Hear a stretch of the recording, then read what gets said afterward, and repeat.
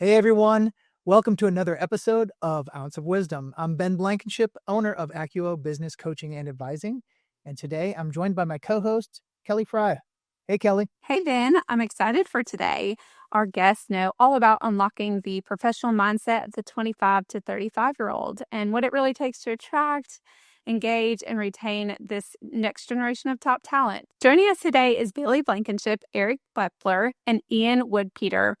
They are partners, founders, engineers, and researchers at Ringtail Labs, where they take concepts from ideas to PTOs. These guys are not only building businesses from the ground up, really, but they're building a culture that works, literally. Hey, I think I might know one of those guys. You do, and he is incredible. He is incredible. Hey, look, these guys are at the cusp of Millennial and Gen Z, that 25 to 35 age range that so many employers are looking to hire. They are experts when it comes to new ways of working to create value and a fresh look at work-life balance, as well as how a business owner can lead with intention to build a workplace where people want to stay. That is this age range, right? So whether you're hiring professionals in this age range or trying to keep your best from walking out the door, I think that you'll really find this conversation to be helpful. I agree. I can't wait. Same here. Let's dig in.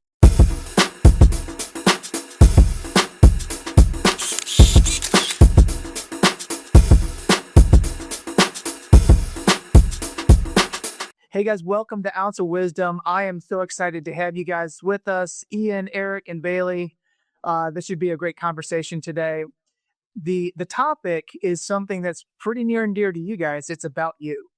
And more specifically, it's about that gap between millennials and Gen Zers. And you guys as business owners, you're looking for the best new talent, just like I am, and as well as my contemporaries. And so with that in mind, the question is, how do you attract and retain that 25 to 35 something, top talent in the marketplace? Take a stab at it. So I think the important thing is folks want to feel like there's some mutual trust and they want to feel like they have some freedom.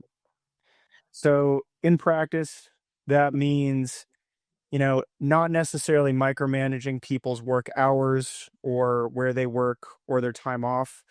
I think there's this sense of, as long as I'm getting something done, as long as I'm getting my work done, I want to feel like I have the freedom I need to be in the most conducive environment to get it done. And part of that too is having a clearly defined role that everyone in the organization has an idea of what success looks like. And they can say that, yeah, I'm not there 9 to 5 every day. I took Friday afternoon off, but I know what I'm supposed to be putting in, and I know that I've gotten it done in a timely manner. And so they can feel successful. They can advocate that success to you as the manager, and then help, build that trust relationship. Yeah, I like to build on the concepts of trust and flexibility there. I mean, I think that's an age range where their core working years were defined by kind of turmoil and chaos and going work from home, return to office. So I think an emphasis on kind of agility there and adapting to a new environment, providing options for different employees and different projects and different sites is really critical. Recognizing it's not a one size fits all anymore. Yeah, there is a pretty big range. So I'm going to provide some contrast. I'd love you guys to respond to it, right? So the era I grew up in, and I think probably every era before me, was the same mentality. It's butts and seats, right? You can't possibly be doing work unless you're sitting at your chair. That for management, anybody manager and above, the expectation is you're at least working 50 hours a week. The co-location that, you have to be in the office, right? And so which is really interesting is that you guys are, and maybe the fourth piece is that the job description is, here's your job description and anything else I ask you to do, right? Which kind of violates that clear expectations point that you made, Ian, right? So respond to that, because there's some there's something there. Like there's something there about co-location. There's some culture building. There's relationship building that can happen.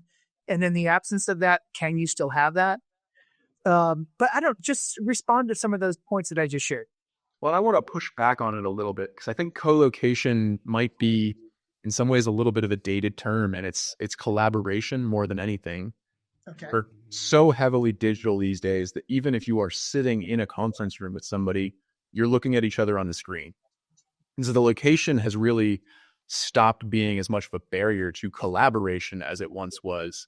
And there's still a lot of value in collaboration, co-location. Hardware has to be in one spot. Teams that are in one place can run into each other more often. But the digital environment is creating so many of those typically in-office experiences that there's not as big of a delta as there was even when I entered the workforce. It's a lot more seamless. Mm-hmm. To also throw out like having clear expectations is absolutely good, but I mean, me personally, I don't have a problem with and everything else I need you to do. Yeah. Right. The bottom line is like, this generation works hard. They're ready to work hard. They're absolutely happy to, hit the front lines with everyone else. But I think it's the feeling of like, I want some recognition for that. And I want some trust that I'm going to actually get the job done.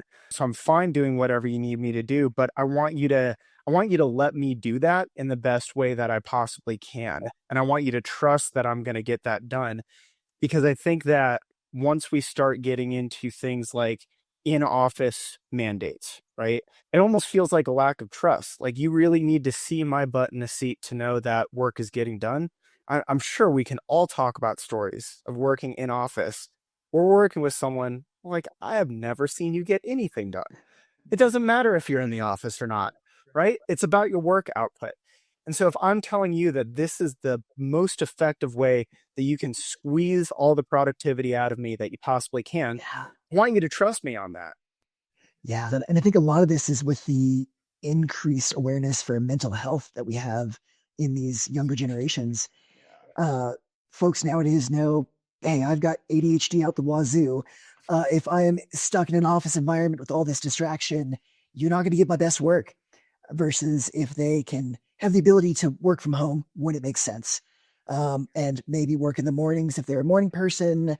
Some people you'll see online at midnight, 1, 2 in the morning, and they're getting the best work done. So there's a lot of awareness there of, I know when I will be putting out my best work product, and trying to apply a one-size-fits-all policy, you lose a lot of that efficiency. I want to just jump in and say it's really relationship-based more than role-based now. Understanding where people's capacity and interests and where their secret sauce is more than it is what I expected you to do when you got here. And so I think that goes both ways, right? The employees coming in need to be a part of that relationship and communicate clearly what they want. But then we as employers looking for talent need to be explicit that we're expecting that as well. And we're not expecting them to conform to any particular definition, but we're trying to build something together that they can grow or fit into. I love that. That's great, Eric. You guys brought up expectations. I think about that all the time. And in fact, a lot of businesses are pretty bad at being clear with expectations. What does winning look like in your role? How are we going to measure that? Right. And as business owners, I think the expectation starts with the leaders. Like you need to be able to define clear expectations to your team. Then the other half of the equation is measuring, right? Like, how do you know that somebody's actually getting it done? And I think that, the older generations, they're getting stuck with how do I know it's getting done? Right. So what are your thoughts on like what's the answer for making sure that the work's getting done? How are you guys doing that? It's hard, right? I know as a manager, it's so easy to fall into the task level definition of I expect you to update these rows in the spreadsheet, and that's the marker for success. But like you said, roles aren't clear. There's everything under the sun, especially in a startup. You wear so many hats. The onus really does fall on management to kind of think deeply and understand what the role definition is at a strategy level, not just in the day to day, and get creative with how you measure that. Because it's never going to be cut and dry if someone's doing well on that strategy level. It's all too cloudy. I also think there's a lot of value to transparency. And I think, traditional roles have had metrics that are very structured. You need to sell or to make this many cold calls this month and generate this many leads. And they all kind of lose sight of what the end objective of those efforts is. And so, especially in our positions where we're working on a different project every week, every month, no 2 days look the same. Communicating clearly what our end objective is for the overarching project helps a lot.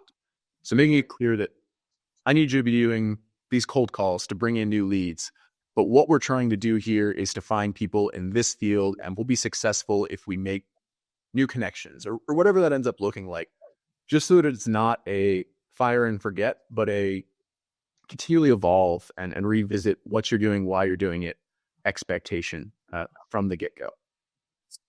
The really big challenge is just inducing ownership in the team, right? Like ideally your team members are owning things, and what ownership looks like varies wildly between tasks and efforts, right? But ironically, like the goal of a manager is to like manage as little as they can, right? If you've got a great team, they're pretty self-sufficient. You're doling out the sort of North Stars, the end goals of where we're shooting towards. And you have a team that is creative and empowered and is moving towards those in the ways that they feel best, right? Inducing ownership, I think, is really difficult. So, doling out at the task level can, I don't know, I don't think that's the most effective way to do it. I think really the way that you establish accountability is just with over communication, right? So instead of having KPIs and like specific goals that you need to hit, which are still appropriate in some settings, right? They're just not in many others. I think over communication is a good way to do it. Like have frequent meetings, have expectations, not necessarily for what this looks like at the end, but expectations for how to communicate it, right? So look, we're going to have a weekly meeting on this topic. You're going to make slides. You're going to give me a presentation on how things are going with that. And so it's not the KPIs around the task itself, but it's KPIs around or expectations rather around how you should be updating us and how regularly that should be happening. Man, you guys have provided some incredible nuggets of wisdom. One of the things that you guys have left me with is kind of a punchline, and that is that leaders and managers need to level up. They need to do better and be better consistently in order to effectively lead the 25 to 35 something generation. We're thinking about, we have more expectations, and in fact, this generation is expecting more. There has to be more self-awareness and more EQ and better communication skills and better time management and a heightened level of curiousness of who the individuals are and how they tick individually in order to optimize their gifts. Am I hearing you guys right? Absolutely. Yeah. That's amazing. You guys, thank you so much for joining me with Ounce of Wisdom. And I cannot wait to have our paths cross again soon. You guys take care. Absolutely. Thanks for having us too. Thank you. Thank you for joining us today for Ounce of Wisdom. We are so grateful to our experts and hope that this episode has been helpful to you. We'll be covering a variety of topics through our channel, so please take a minute to look around, like, share, and subscribe. Is there a topic you would like us to cover? Please comment below or reach out. Do you need help identifying pain points in your business? Check out our resources at www.acuo-bc.com. The link will also be provided below. Thank you for joining us, and we look forward to seeing you again on another episode of Ounce of Wisdom.